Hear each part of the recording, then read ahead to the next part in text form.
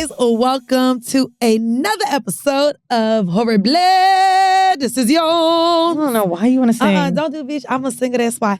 I'm your girl, Mandy B, a.k.a.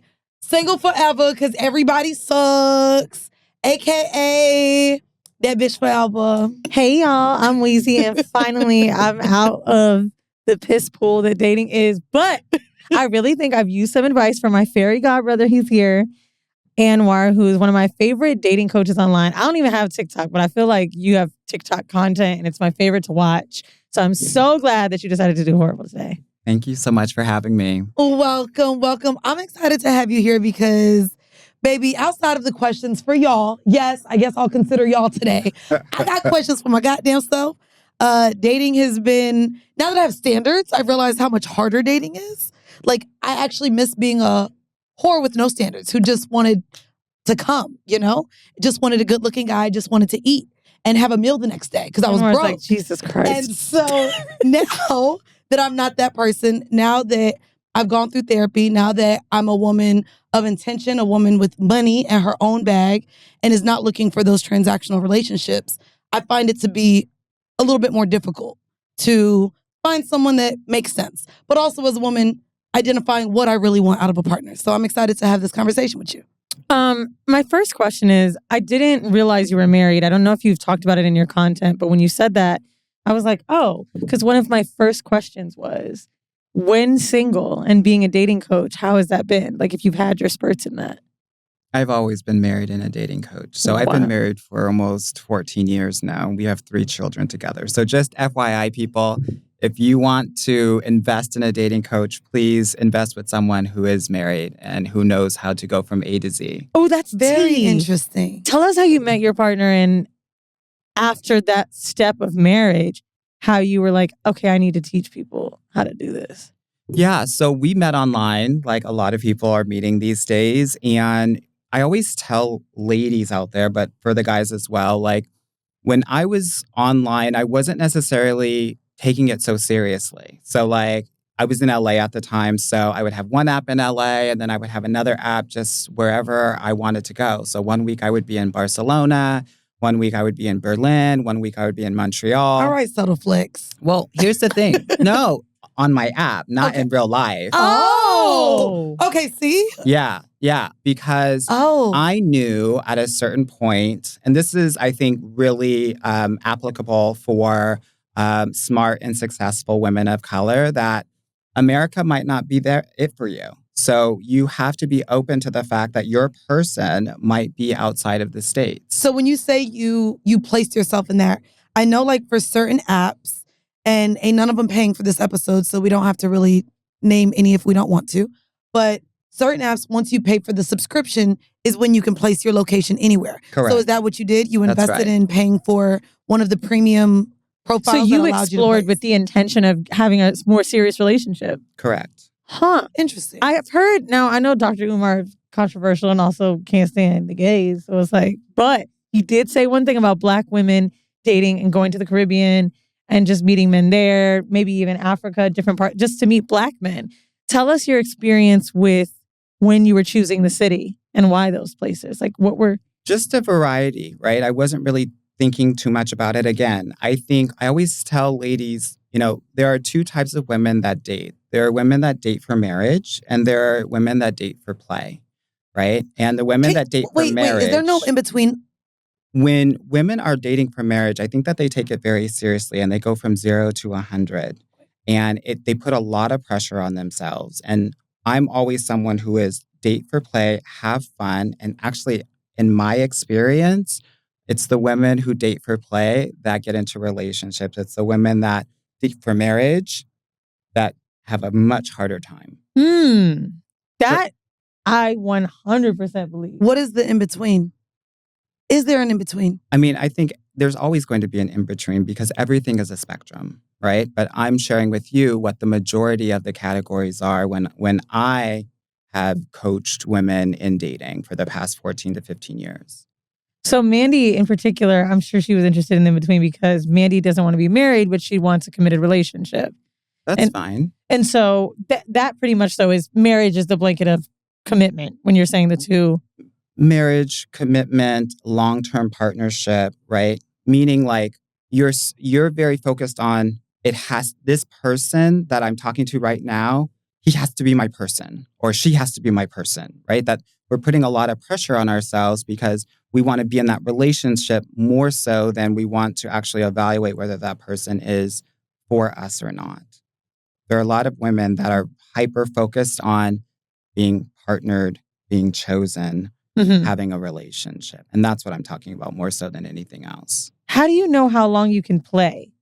For example, if a woman does want to end up in a relationship, but you're saying date for play, which I get that. It's like kind of just let all of that go and enjoy yourself. But how long can they do that before they end up in a situationship? Or there's a difference between playing and dating with boundaries. So when I say play, I don't mean you don't have boundaries while you're dating. What I'm saying is that you stay free, you stay light, you're not taking it too seriously. You can take it or you can leave it. But that is completely different than actually having boundaries, right? And boundaries are paramount when you're dating because if you don't boundary well, you won't date well, you won't be in a great relationship, and so forth and so on. What are boundaries that would assure that you're in the right path towards what you want? Like, could you give us a list of maybe 3 boundaries that you feel like work for people? 100%. So I would say if you're dating online, if he hasn't asked you out within a week, you need to drop it. If you are not in a committed relationship within 2.5 to 3 months, you need to drop it. Ooh. If you are not engaged or married within 2 years, you need to drop it. These are very short numbers to me. Tell me, why are they short? Are they short to you? I think that the 2 years, in my opinion, seems to be an age thing. I feel like if I was 26, 27 and someone was ready to marry me in 2 years, I'd be like, oh, have we like really experienced more yet? Are we in a financial place for marriage? I'm actually surprised you said 2 years. For some reason in my brain, I thought you would say 3. A man knows. A man knows pretty quickly. And what I know, I get at least 3 or 4 women into relationships every week. I have an engagement every month. What I will tell you is this. He knows probably within the first 6 months. And then after that, he is saving for a ring and a wedding. I literally have 5 men that are doing it for my clients right now. Ooh, I want to ask the room. Do you guys know in 6 months, have you, let's get a gauge. We've got 4 men here. Do you date women too? Okay. Have you felt that for yourself? Yeah. Okay. And what about the 2 to 3 months? Because Wolf told me once, Wolf's our engineer here, that who I probably would say I've had the most deep conversations with about dating, and you seem like a very intentional dater. You told me a year, and you're saying 2 to 3 months. Why do you take a year? That seems crazy to me. To make someone your girlfriend. I think 4 to 6, but a year is fucking crazy.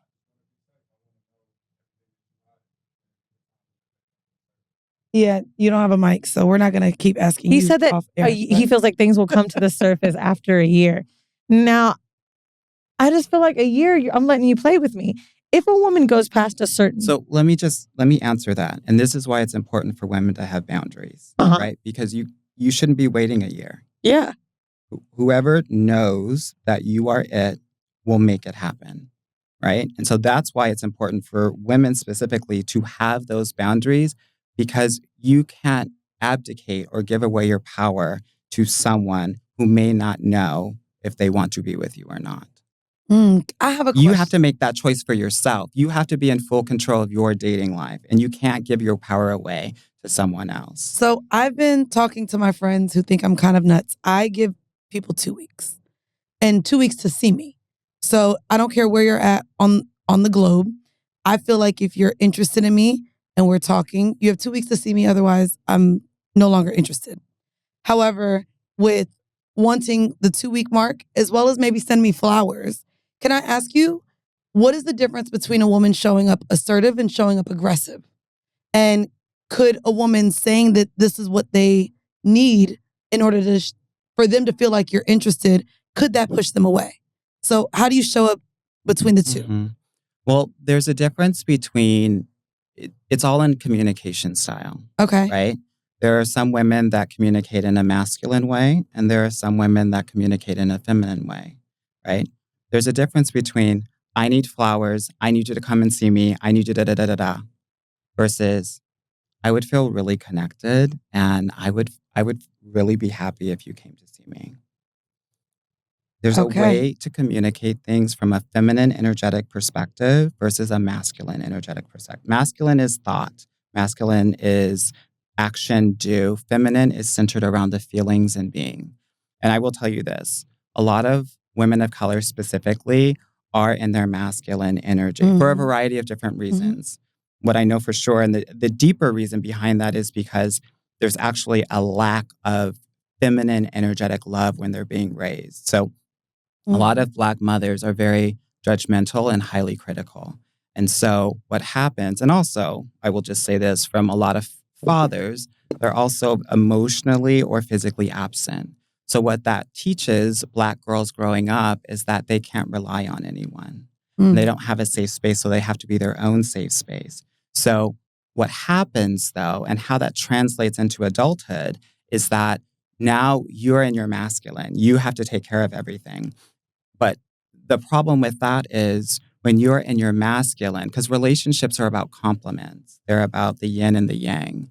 So when you're in your masculine, you will attract two kinds of men.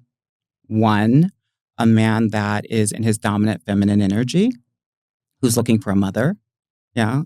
And two, a man that is in his hyper or toxic masculine energy. And he will want to forcibly submit you into your feminine. Okay. Yeah, those are the two kinds of men that will have. So one of the things that I do in my program for my clients is I help them create a balance of both the masculine and feminine, so that they can also meet men specifically, that have also a balance as well. One of the things that has happened that maybe a lot of people aren't necessarily talking about is, in the 90s, we had, I don't know, 75% of our households that were run by single mothers. And that has an effect on how we bond with each other. I want statistics. to specifically say this affects the way that men also bond with women.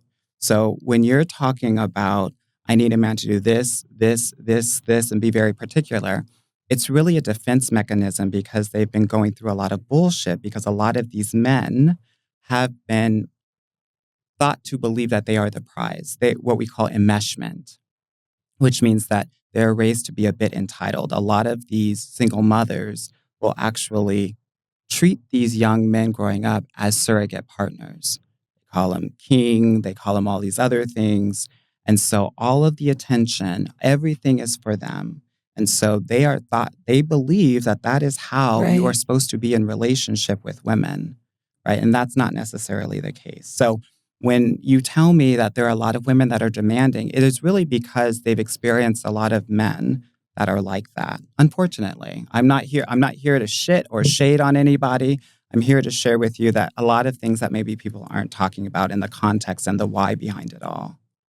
I am absolutely understanding how you've done this 15 years. I think just the example of why we're so aggressive when asking for these things, I've even had to calm down. I don't know if you believe in astrology, but I think the only thing that's helped me is my Pisces emotional attitude that I've been able to approach things with. With all the pain from relationships, I definitely have a laundry list of things for myself that I know I need. I try not to necessarily pressure someone with them. And I'm in a relationship right now, but I have found that I may find ways to sneak them in or even make mention at what I've done to other partners. Oh, well, XYZ happened to me and they're no longer here. And I haven't really found a healthy way to talk about my boundaries without letting them know this is a hard limit. And I'm curious, when not in a relationship, but let's just say, because I don't want to speak for myself, in the dating weeds, you're starting to like someone. How do you let them know as a partner how they need to show up? Because what you just mentioned about that to me is preliminary and a really good example of it. But how can we do that once we're in it? Once we know someone's a vibe, how do we test them So out? here's how I think about this. So we have this full courtship, right? And I always say that I think women and men think about it differently. So I think men kind of go into it with like a zero mentality, meaning I don't even know her. I don't even like her yet, right? We have to figure out if I like her. Women oftentimes will start at 100, right? And be like, okay, if he messes up, I'm taking him down to 90. And we wait until he gets to a certain point before. So I say all that to say, many women do exactly what you just said. I want to make sure that he stays at 100, which is my idealized version of who I want him to be, instead of letting him be who he is, right? Which means kind of I want women to actually start from zero and allow him to prove himself in a lot of different ways. So I say all of that to say, I don't want you to tell him exactly what you want or what you need, not early in the courtship. I always think that the date 3 is a huge inflection point in the courtship. It shows a level of investment. And so from first conversation to date 3, you're in observation mode. You just need to see what his homeostasis is, what his natural way of being is. Because you can give him the answers to the test, and he can cram and copy them and perform for a good 3 weeks, 3 months. But is that his natural way of being? Is date 3 related to the sex time? Excuse me? See, I feel like most people have sex around date 3. Is that in relation to when you just said date 3 is an investment? Date 3 is an investment. Most women have sex on date 3 because there's a passive and active pressure that happens on date 3 that comes from film, media, all of these other things, and pressure from the patriarchy, right? That's just something that is expected of them. Many of them understand that, know that, and feel like they have to. That's why there's like a bit of a dip when it comes to after date 3, because also men are expecting that as well. That's interesting because my boyfriend just said this thing about date 3 to me. Okay. We had sex on date 3, right? And he said, I was like, what did we have sex on date 4? He said, for some reason in my brain, and this is someone who can have sex with whoever he wants, right? Most men can. He's like, in date 3, if I'm not feeling an intense sexual energy, I start to think, are we better as friends? And I actually don't know if that's pressure he's putting on someone or if it's where his brain thinks from the interest of the woman. So I agree with you. It is something that people are just used to happening. Because to say that you're not sure if it doesn't get there, he's like, maybe she's not that into me. To be honest, I kind of get it too. Remember when I was dating that guy who wasn't having sex with me? And I was like, he must not be there? The guy from Dreamville. The same thought. Date 3 happened, date 4. And I was like, oh yeah, he wants to be my friend. I mean, to me, it's interesting because for what I know dating to look like currently, it takes so long to get to date 3 because people are juggling and dating so many different people at once. And not only are they not actively going on dates, they're spending a lot of time texting, having phone conversations, FaceTiming, DMing, sending memes. There's so many actual conversations happening before you meet a person in person. And then so to get to date 3, sometimes getting to date 3 can take a month or 2 with one person because you're actively dating other people.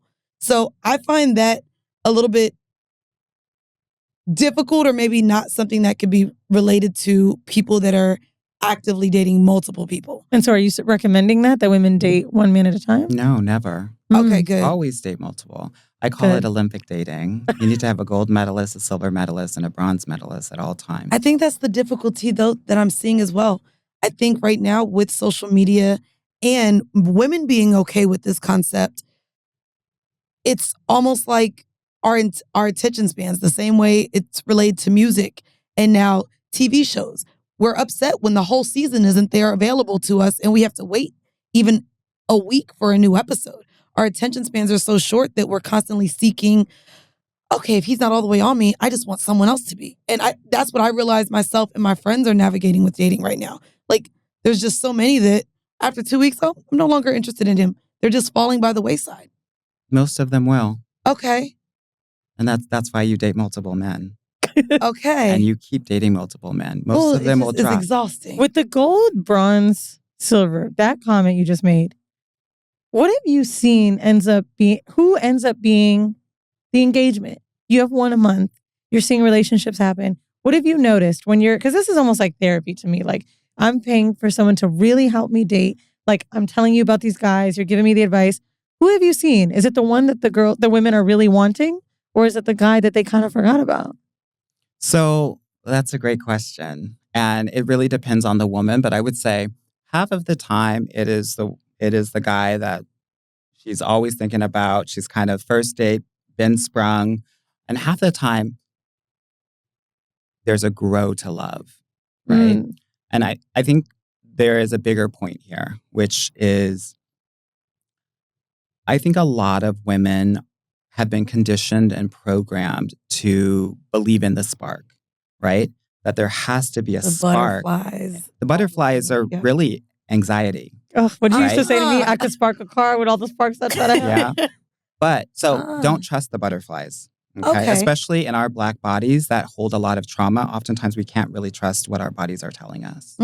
So one of the things that I think is important, I call it the slow burn, right? That like if by day 2 or 3, your attraction hasn't increased, you got to let it go, right? But don't shade the guy that's currently a 6 because he might be an 8 or a 9 to you 2 or 3 months from now. But what happens, and this is what I've learned as a dating coach, is many of us, and I'm speaking specifically for women of color, but men of color as well. I just work with women of color.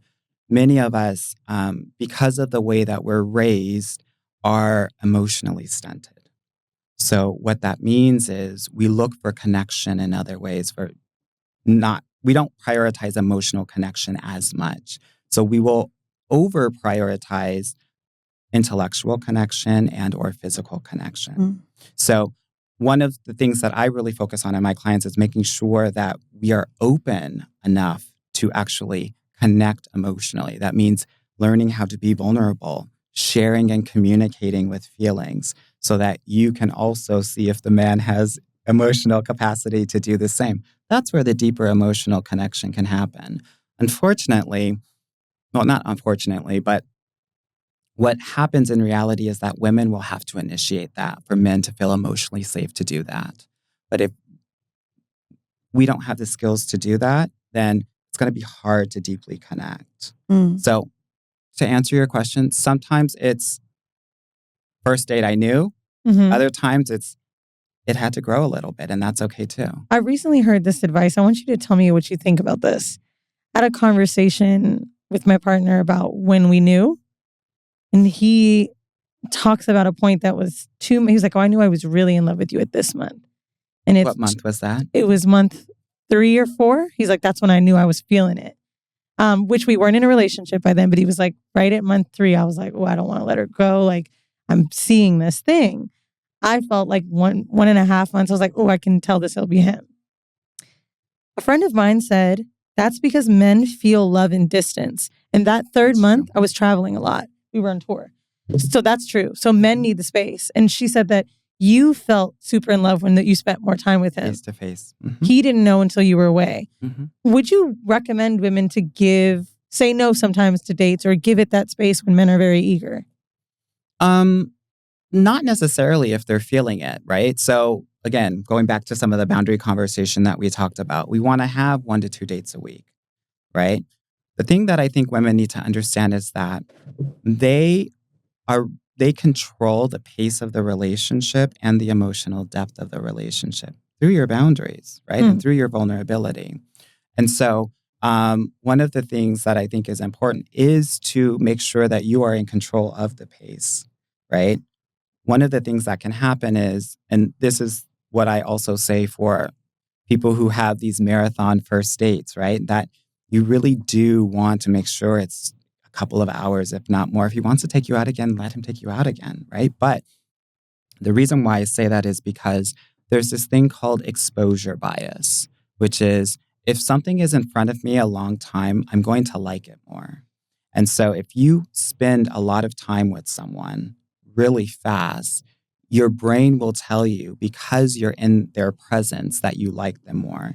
And when you like someone more, you will let them get away with more than That's you how the would. fuck I ended up in my last relationship, the pandemic. I literally just brought this up in therapy. Like, me and Weezy were on our town hall last night with the patrons, and we're writing a book. And she started reading a few of my chapters and was surprised at how little my ex was in there. And I ended up bringing it up in therapy today. And it's crazy because I've been having sex now for 18, 19 years of my life. He was 3 of them. But even in the way that I register that relationship now is almost like it's a blip in the matrix. Because I literally say, had we not been in a pandemic, I can't say I would have ended up with him.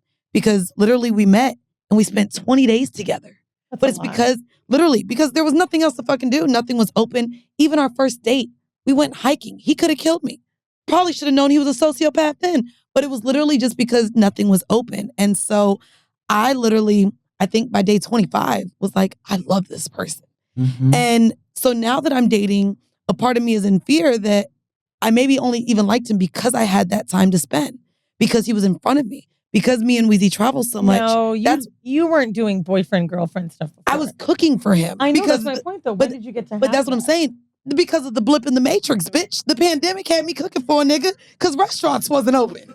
You know what I mean? So it's so hard for me to date now and recognize what that relationship was because of when it happened. And so now when I'm trying to date, I'm just like, shit, out of sight, out of mind. And I feel like dating is that. So how does that work when you were swiping in Barcelona, different places? How does that work when long distance dating?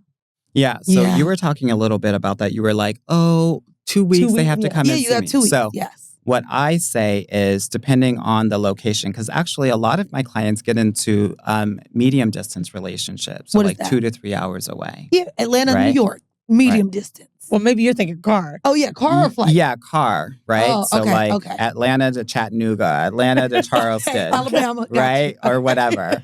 But flight too, right? Okay. All right, go girl, He do got your money. thing. I always say for long distance, he has to come and see you in the first month. Ooh, okay. In the first month. In the first month. Okay. In the first month. If he's in New York and he's a well-to-do somebody and you're in California, it might take a while. Yeah. He might need to get to know you for a couple of weeks before making the determination that he wants to invest in that way. Right? Even if he's well-to-do, it's not about money. It's about the effort of him coming to you. Well, no. I'm talking about from the man's perspective. He has to know, especially if someone is smart and successful.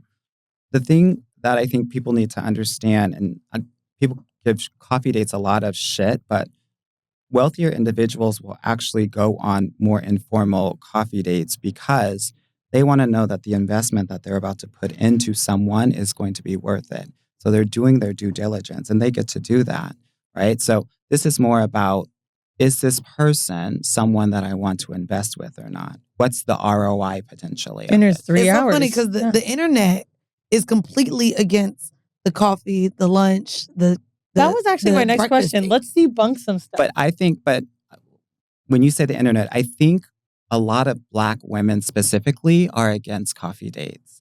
And the reason is because a lot of their experience have been low effort and have been with men that never had the means to actually be ready for a relationship. Or they don't live in New York where they got the Starbucks 2-story thing with cocktails. Y'all been to that thing? What's it called? The Starbucks but still, what? I always kind of felt like Look how coffee Starbucks wasn't Reserve, y'all. sexy enough for me, right? So for me, it really wasn't the effort. Because to me, we could go for a walk in the Park Museum. To me, that can be super low effort. You're not spending money, right? The coffee thing, I, for some reason, always felt like there's people in and out. There's to-go orders. It's not a date vibe for me. Girl, the reserve, hit the reserve. More than the money. To me, a little bit with the coffee was, baby, right after I drank this coffee, we got 3 minutes of talking and then I'm gonna have to shit. Like, and now I gotta shit on the first date. Like, that's what coffee does to me. I literally Girl, 30-minute dates, just a quick interview. But that's what I'm saying. But then I ain't gonna be able to drink my coffee. Let's debunk one more. Splitting checks. Oh yeah, nah, bro. The internet will fight about that. We will. I wonder, do white people fight about that? Because I don't see it on white Twitter, but I ain't on there. Men paying for the first date, an absolute for you? They have to pay for most of the dates. Okay. if not all of them. I have my own strategy and I help my clients like date by date figure out exactly what they need to do, what kinds of dates they need to be on, and things like that. It is very, very important that a man pays for a date because what he is signaling is his potential to provide for you, right? I think most of us are in agreement of that. Mhm. What I think the backlash from men is that they don't want to feel like they're being used for Taken their advantage money. of. That's Yeah, number of one. course. But also, the dynamics have changed. When you look at the statistics and you actually break it out, single Black women make more than single Black men. I'm just talking about this. Oh, no, we know. community. Yeah. They're the highest rated So, entrepreneurs. If I'm making, let's say, 60K and you're making 90K, why do I have to take the brunt of all of this? The patriarchy. This is the mentality. And so that's why you're seeing so much more 50-50. We were not having these conversations in the 80s and the 90s and even the early 2000s, right? It has only been since, kind of Black women have been killing the game. Most educated, right? Amazing degrees, amazing jobs and things like that, where you're starting to get this conversation In more. what way then can a woman, so say we've gone on 2 or 3 dates. I've heard men who, after 3 dates, she ain't even offer. She ain't offered to refill the hookah tips or nothing. You know what I mean? Like, at what point can a woman show that she's interested without seeming to be masculine or seeming to That's a good question. emasculate the man So this or make is what him feel like he's not what I the tell my provider? clients. So, like I was telling you before, date 3 is an inflection point. Right? Okay. So one of the things that I think will be really important is don't offer to pay the check on date 3. What you do is you bring a small gift to him on date 3. Okay. That's $25, $20 or less. Thoughtful, considerate, something that he wouldn't get for himself. That is based on his hobbies, his passion. Let's say he loves the Yankees. We're going to get him a Yankee hat or some socks or a shirt or something like that. Oh, this is cute. I like this. Yeah. Understand this. When you do this, you're letting him know that you're not using him he's not a bank to you, and that you've heard him and that you're thinking about him because he just wants to be considered. You also have to understand that men do not receive presents or gifts, and you can ask each and every one of them. They don't receive presents. They barely maybe even get a card from their mama. So when you give them a gift, what you will do is you will separate yourself from the other women out there. And he will start to think of you as someone who is a potential girlfriend or wife and not just someone that he's hanging out with. I would like to be your protege, and I tell you why. Not joking. The last person I dated, I got him a vinyl record on our 4th date. I don't know why, but I did it. And he brought it up so often. And it felt like nothing to me. It really is nothing, but it's everything to him. He was just like, he would tell his friends, he would tell people when we were meeting, like, oh my God, she did this gesture. Like, she heard me bring up Lovers Rock. That's my favorite type of music. I was like, but I did want him to know I cared about him, but I never thought about that. And I had started to tell girlfriends about that. And then, of course, the thing is, well, he didn't get me a gift yet. So why am I starting to give gifts for someone who didn't give me a gift? I feel like that's the problem with homegirls. I think sometimes we got to watch a little bit of our homegirls. So the guy that you know that we'll talk. Anyways, one of my dudes that I see, the very first time I met him, it was his birthday weekend. And I'm in the airport and I'm like, shit, I know it's his birthday. So I go and I get him 2 colognes. And my friend probably got on me so bad because, mind you, he had paid for my flight, paid for my room. I was having my own room, but I knew it was his birthday weekend. And so whether I would spend the whole weekend with him or not, I'm like, well, I should bring him something. And she got on me so hard because she was like, how you buying him something before he buy you something? What kind of precedent is that? Now he gonna expect. So the fact that your friends even brought up to you. It felt so natural for me to do. Same. But on the contrary, Mandy and I got into this conversation. I love to bring this up. We talked about that same guy I cooked for. And we were doing an episode with my mother years ago. And she's like, I can't believe you're cooking for him so early, blah, blah, blah. My mother was a housewife. So all of this stuff had already been in my brain. Just, make that one little meal, show him how you could be if, we hear a lot about women cooking for men. What is your opinion on doing too much as a woman? Because we are supposed to show that we would be a great potential wife or girlfriend. How can No. Oh, thank you. I said that's doing too much. And I still But you stand on did it. just make that comment when it came to the gift. Now in their head, that's what they're thinking. That's what they're thinking, but that doesn't need to be your motivation. Oh. Okay. There's a difference, right? So Mm. you're doing it because he has shown you, he has invested, he's paid for 2 dates, right? So what you're showing is a level of reciprocation, respect, appreciation, and acknowledgement for how he's shown up for you so far. And also, what you will see if you choose to do this, people that are listening, is that he will pay for any date moving forward after that, because he knows that you are someone that respects and honors that, right? I think this is important. In terms of, see, what you're talking about is auditioning for a man. We don't do that. That's performance. And a lot of women are conditioned and basically programmed to think that they have to audition and perform to be chosen. And what I'm here to do and for women to hear is that you actually get to be the chooser. And women need to stop waiting to be chosen, right? And you get to choose based on your boundaries, right? You get to say, no, that's not going to work for me, right? And he has to kind of be in line with all of those or he's out. I have a serious question, not to be devil's advocate. No, but please. These men that are out here dating, let them be Black, attractive with a good job. How can a woman not show efforts? I get the gift thing, but seriously, are we to think that there's not, I just very rarely, I'm sure you can agree with this, when dating a decent guy, you look at a picture of their ex, they're not just beautiful. They've got a great job. They're funny. They're smart. Like, there's something about them. I've been fans of 2 girls my boyfriend's I never look at the ex, though. Well, what is the reason for looking at the ex? I'm not talking about comparing, Mandy. I'm talking about men having amazing options of women, especially in these metropolitan cities. I'm never saying, oh my God, she's got more XYZ than me. I'm just saying these girls are amazing. Like, why should we be feeling like they're so lucky? Like, because that is really where, and what you're saying, I'm not disagreeing with, because I do agree that women hold a lot of power in choosing. But I also think men do too. A lot of these men are dating a bunch of amazing women. And how should there not be an audition? Because I'm kind of wanting them to do that for me. How are they just supposed to choose me off of great conversations from 5 dates? I think that's a great question. So let's take a step back, because I think this is really important, especially for Black women specifically. So just off the cuff, for every 100 Black women, there are 88 Black men. So there are literally not enough of them to go around.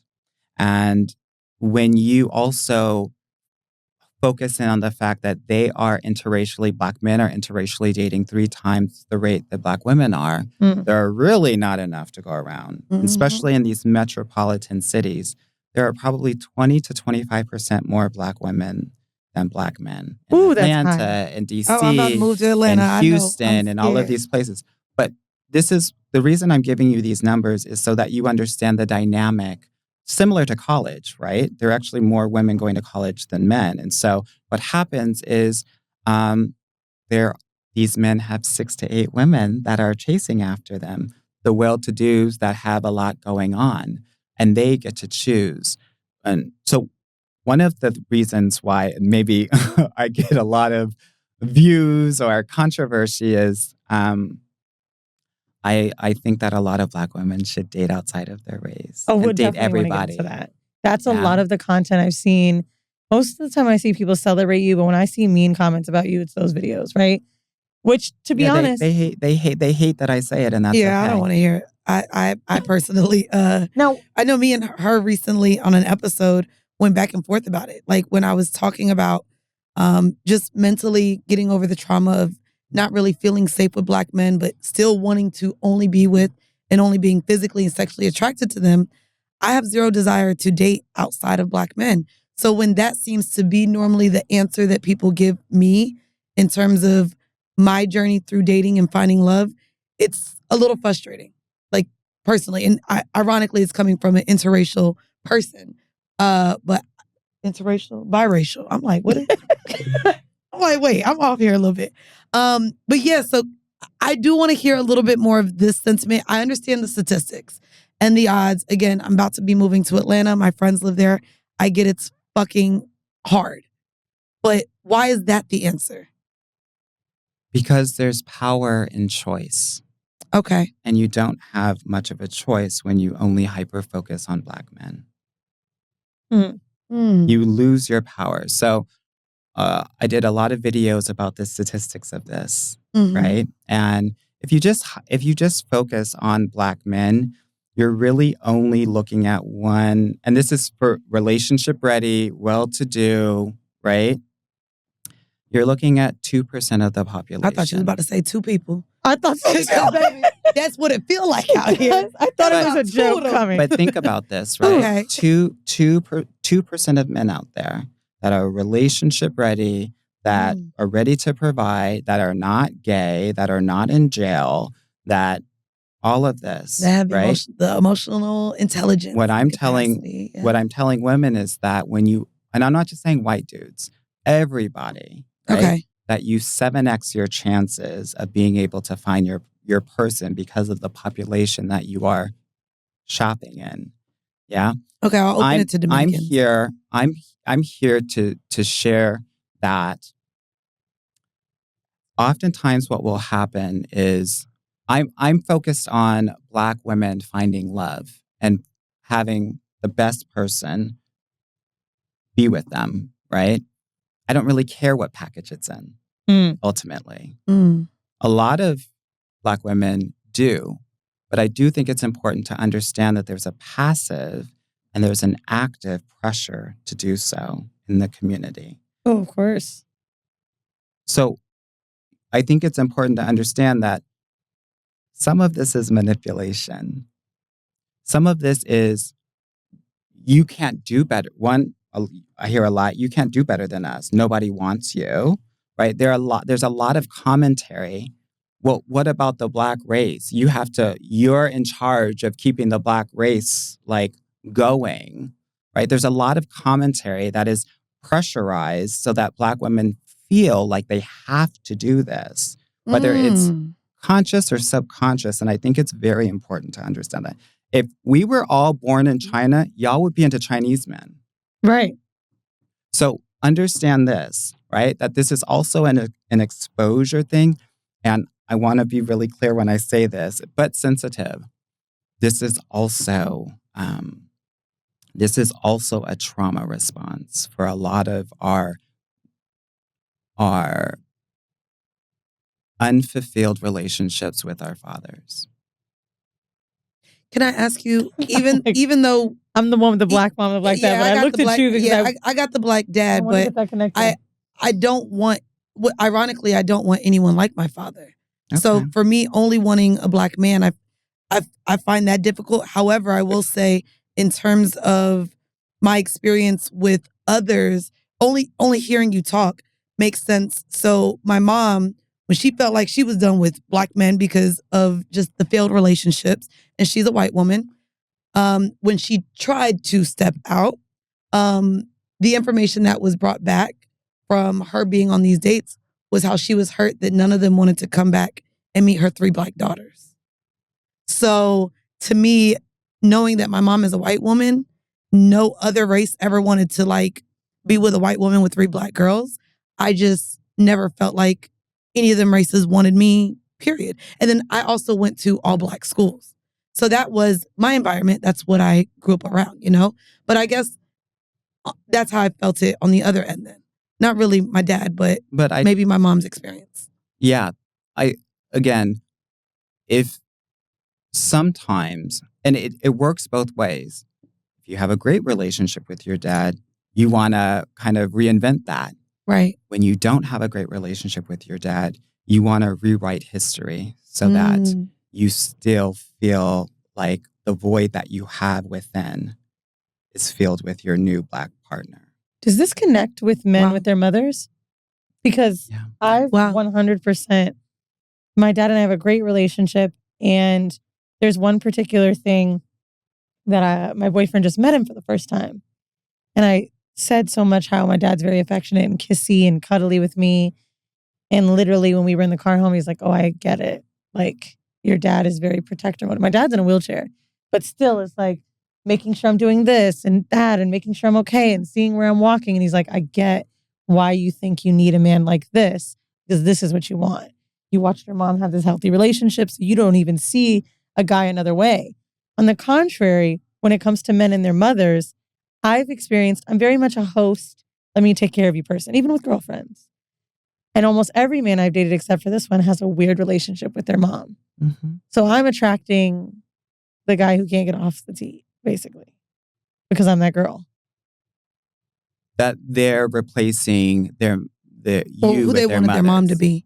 But that's what I'm saying, right? That's their core relationship. So that is how many times they are going to relate to women. So if their mother was overbearing and abusive, they're going to probably be abusive toward women. They're not going to like women, and they're going to try to feel like they have control over women because they never felt like they had control with their relationship with their mother. When it also, like, it's just making me think now, when it comes to dating and needing to express trauma, whether it be a relationship with your parents that are strained or whatever it might be, do you think these things need to be spoken about before that 2-month mark? Because to Wolf's point, a year is insane, but I never really think about a relationship in 2 to 3 months because a lot of those deep, dark secrets don't come out for me for a while. So can you tell me a little bit about what should be solved before the commitment? That's a great question. And I think it really speaks to the fact that a lot of people are getting into exclusive or committed relationships thinking like they have to evaluate these people for marriage. And that's not necessarily the case. While you're you need to be in a relationship, my opinion, you need to be in a relationship with someone to see how they show up within an actual relationship. Meaning, I have emotional responsibility for you and you have emotional responsibility for me. And I'm going to start to share with you more about myself, right? To think that you are going to know someone within 2 to 3 months. I always say you probably know 2 to 3% of somebody every week when you're getting to know them. So just thinking like maybe you know a third of them before you get into an actual committed relationship with them. The rest of the relationship is continuing to get to know them and know them to maybe the 80% mark, 70, 80% mark. So you don't think it's bad then? And right now all I can think of is the current partner. He takes a lot of pride in not having many girlfriends because he takes dating more serious. However, on the contrary, if you're in relationships for 2 to 3 months as a woman, he's like, you've had so many boyfriends, I can't even keep up. But I was that girl too, like, oh, if we're not, exclusive, I'm out. So do you think it may be wrong for people that are jumping in too quickly? Well, I think everyone gets to date however they want to, whatever feels good for them, right? And I would never want to deny someone if they feel like they're ready. Even like my clients, sometimes they feel like I'm ready and it's been 2 months, right? I might think, let's wait another month or so. Yeah. But if they're ready, my job is to help my clients honor how they feel, what their intuition is telling them, because I feel like an intuition really will not stray you, right? And I want to make sure that women do trust that because it's very important in the dating process. So if you're telling me that you are ready, who am I to say that you're not? Can I ask you then a question, especially with this being horrible decisions? Putting a note in my phone because it was about sex. Especially talking about intuition. What if I have the intuition to suck your dick on the first night?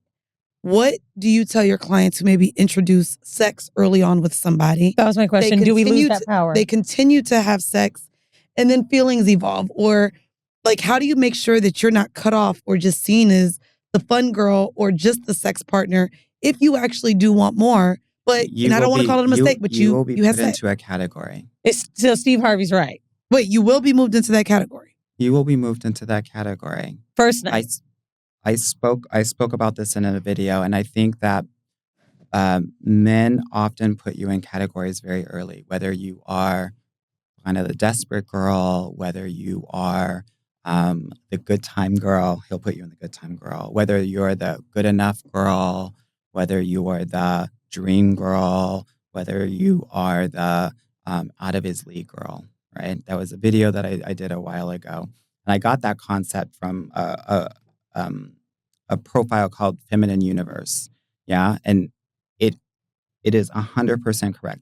Now, I'm someone, women, y'all do whatever you want to do. It's your body, right? I know for sure, though, that it probably will not help you in the courtship. A couple of things happen. One, let's just say sex in general, Yep. right? I know that women get chemically bonded to men when they have sex with them. Most women. Some women can hit it and quit it and not think twice. We all know that girl. Yep. That girl right here. That I'm girl right here. who is, Hello. who has had sex with a guy. Everyone around her knows that guy's not worth shit, but she literally is addicted to him because she is chemically bonded to him based on the orgasm that she had. These are all chemicals and hormones that are happening that are affecting the way that you're reasoning. On the flip side, what happens when a guy has sex with you is, especially early on, and the emotional connection hasn't really happened, is he has a bonding hormone called vasopressin. And his vasopressin will decrease after he has sex. So it will make him want to This peace is out. science. Scientifically. Science did this shit. Post-nut clarity. Oh. Now, I want to ask you guys, Interesting. because I have so many male friends, what you just said, completely agree. One of my male friends is in his mid-40s, dating, divorced. I really think he just said to me those words. I met my dream girl. I don't know if I'm ready for her. That's what he said. Don't know if I'm ready for her, but my dream girl. Sent me a photo, told me her job. And he told me about a fun girl. And I'm like, oh my God, what you're saying is so true. The list in his roster is literally broken up into that. He even said one day he had too many fun girls on the roster. He's like, now it's time for a smart one. And we're laughing about it. He's single, divorced, right? You're in your phase. But would y'all agree you have those? We keep real. I don't think this group of guys is like that. No, I disagree. I don't think this group of guys is I really talked like to 3 that. out of 4 about what I've heard them say. Mainly, Wolf was in a relationship, or is in a relationship, and so we've talked so much about that. But yeah, I think y'all have even said stuff like that to me, especially you, Dave. But it's fine. 3 a.m. drunk talks. Not the call out in the middle of the show. Hold on. But he's literally chilling, and you calling him out like this, girl. She said, you niggas ain't gonna answer me. I'm gonna put all your she shit said, on Front I don't Street. think these guys are in.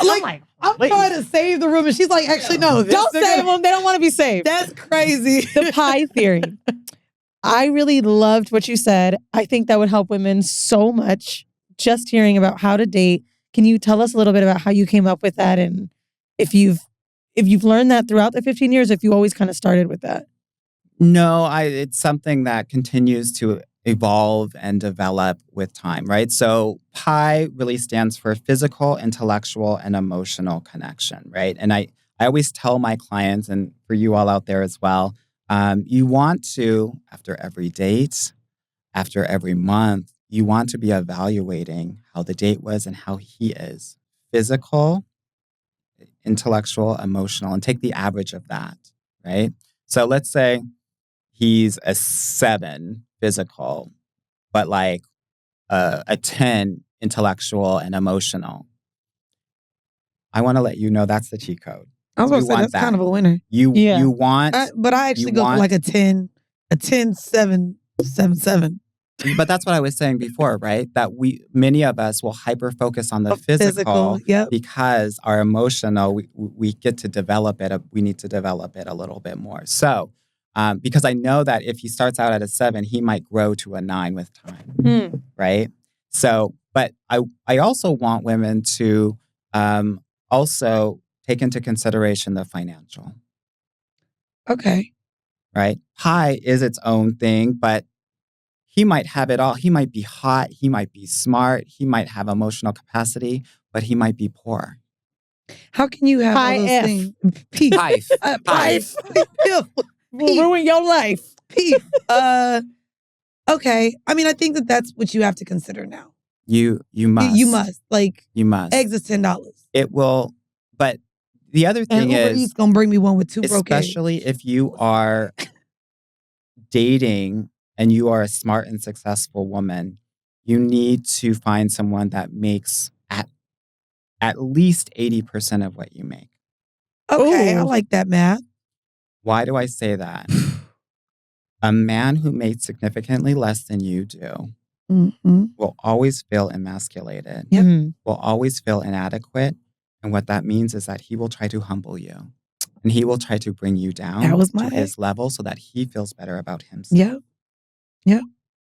I did not see that really with my ex until the growth. So I hadn't really expected to meet someone that was making 80% of what I made, but I realized through growing, there were a lot of little comments. He wasn't an abusive guy or really even a mean guy, but just this little stuff for his own ego where he would start to say, oh, you see how now you're doing your photo shoot with Essence? I remember that day. Who put you underwear and stuff like that? And I'm like, who cares? Literally just say I look good. But I agree. There's these little things they'll try to pick out to make you feel smaller. And I do see some differences with financial status. In today's culture, I'm curious, a lot of women are meeting men because it's so easy to access a celebrity, a podcaster, an athlete. What has been your advice when women are dating famous men? Because I haven't seen that my friends have been successful at all with it. Don't. Simple. Don't.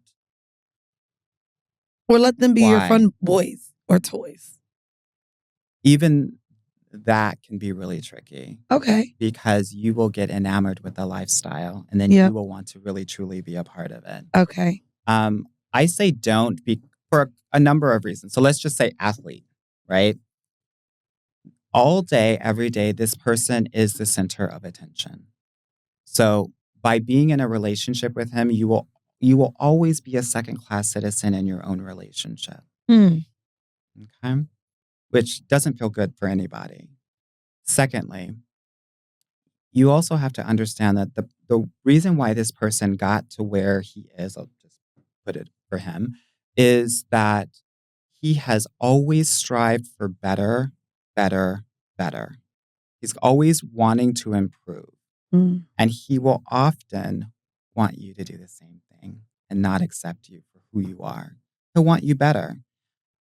And if you don't become better, he will cheat on you. What did we just have a conversation with? We did. One of my friends, he's making past $100 million. Started dating a girl that worked at TJ Maxx. Obsessed with her. Thought she was so smart. She was in a managerial role. She is gorgeous, but he's like, I'm happy, I'm happy, I'm happy, I'm happy. A few months ago, someone asked for a follow-up about this and asked him what happened with her. He said, she broke up with me. I'm like, why? He's like, she said that she always felt from me like she wasn't good enough. He's like, but I never made her feel that way. I said, really? Are you sure? And he said, I mean, there were moments where I'd say things to her like, you could be doing X, Y, Z. I'll pay for your. Yep. And so, yeah, she just wasn't interested. She likes working in retail. She came from the bottom up. He said he kept trying to push her. And he said, but how was I the person that's wrong when I'm just being supportive? And I completely agree with you. How could he not date someone else who's another TV exec or whatever? She'll never maybe be 100 millionaire, but yeah, I can see that. You may never be good enough. Yeah. The last point I will make, which, I mean, some girls will like this, some girls won't, is that for those sorts of individuals, you'll need to be more open sexually because they may be into kinkier And shit. Yeah. And is. And If do. you can, I love McDonald's fries. And if I had it 3 times a day for an entire month, at some point I would need onion rings. Onion rings. Sure would. So what does that mean? That means like I might get into men. I might get into Pagan. a variety of different things, right? Yeah. So I think it's important, like, if you're going to do that, be ready for that. But also be a match for that. I'm Mandy ready. and I I'm a are match. girls that have always talked about sexual freedom, expression. We're bisexual. And I meet so many women that are getting into relationships with men that are having a threesome because the man wants. Yeah. If you don't want to taste it, I don't think you should be jumping in there. But again, I think finding someone who's with a matching lifestyle is more fitted. Just one quick one. Any advice you've given that you regret? Maybe that where as the times have changed in 15 years of dating, even if you gave advice about being 50-50 with finance, anything, has there been something that you're like, nah? That's a good question. I think it's more specific. Like, sometimes it's really tricky to be a dating coach for grown ass people, right? And so earlier on in my career, if my client said, I'm doing this, da da da da da, go girl, do it. But what I've learned as I've continued to coach is that sometimes pushing back does help and saying, actually, I don't think this is a good idea. And I'm going to tell you why. To help to protect them from doing things or engaging with people that really aren't for them. So I think it's not necessarily a specific piece of advice. I think me not saying something when I should have is like the thing that I would regret. Like, oh, you're going to do this, you're going to be in his car and date 1 or go to his house on date 2. Okay. Now, as a coach, I'm firm with that's not really kind of the perspective of my program. Like, I would not suggest this. And I'm going to tell you the 17 reasons why, right? They get to still do it if they want to, but at least my conscience is clear. And I know that I've done everything that I can to keep my clients as safe as possible. I want to sponsor a program for one of our listeners that really feel like they need it and may not be able to afford it. But I'm also like, how much is it? I don't know if we could talk numbers, but please let them know your website. It's in the 4 figures for sure. It's in the 4 figures. Yeah. Okay, I'll do 30%. Can they do a payment plan? Like, yeah, we have tons of payment plans available. And so your program, it's targeted just for them, and how long is it? Yeah, so I work specifically with Black and brown women, and it's anywhere from 6 to 12 months. Most of my clients will get their guy between, let's say, months 6 and 9. But if you're in Atlanta, Texas, Florida, California, it's probably going to take you 12 to 15 months. Wow, that's a really honest answer. And that is worth 4 figures if it's 6 months to a year. Okay. No, I'm for real. I want a lot of our Whore Hive, when we do this next town hall, seriously tell me if you're considering this. I really believe in what you're saying. I feel like most pieces of advice I hear maybe don't relate, but a lot of the things you've said have either worked for me or I've heard elsewhere. So I really believe in this specifically for Black women that are listening, and that I know we've had so much trouble dating. This show is what? I said 8 years. It ain't. It ain't. It's 7 and change. Ugh. Almost 8. We wouldn't have content if they weren't bad. If we had you on episode 3 instead of 400, we may have not have had a show. So please, even that was off. We ain't at 400 yet, but keep going. Please tell people where to find you and how they can connect best with you. Yeah, so on socials, I am Dating Coach Anwar, ANWAR. You can go to my website, getyourguycoaching.com. If you are interested in learning a little bit more about what I do, or you can book a call on the website if you want to figure out a little bit more about my programs. By the way, if you are listening to us on Apple or the iHeartRadio app, or tuning in, watching us on YouTube, all of that information will be in the description of this week's episode. So make sure you go ahead and click those links. Also, make sure you subscribe. Leave a comment, rate, review, all the things. Help us climb the charts. And if you want more bonus content, Weezy mentioned the town hall. That's right. Make sure you join us on Patreon once a month. We record an episode with all of you. I think last month we had about 120-something people up in there joining us, and they're also up to date on our fucked up lives. Well, mine fucked up, not so much yours. Anyways, join us on Patreon. That's patreon.com/horrible decisions. I'm literally just thinking of pricing. Sorry, I have ADD. My homegirl just paid $12,000. She's in her 40s. She lives in Atlanta. Maybe it's millionaire matchmaker, not just matchmaker. I think she's like finding someone that's just like really targeted and serious. And just for you to say it's 4 figures, I'm like, I do think that is probably $9,999. By the way, can I just say something? If you're a Black woman, do not get a matchmaker. They will. Ooh. Don't ever get a matchmaker. Now we got to do a part 2. Dating coach versus matchmaker. Okay. There's something. She hired a matchmaker, not a coach. Yep. Understood. Boom. I know she did. He said, I know. And that's why your friend's single. That's what he really said. Thank you. Thank y'all. This has been yet another episode of Horrible Decisions. Peace.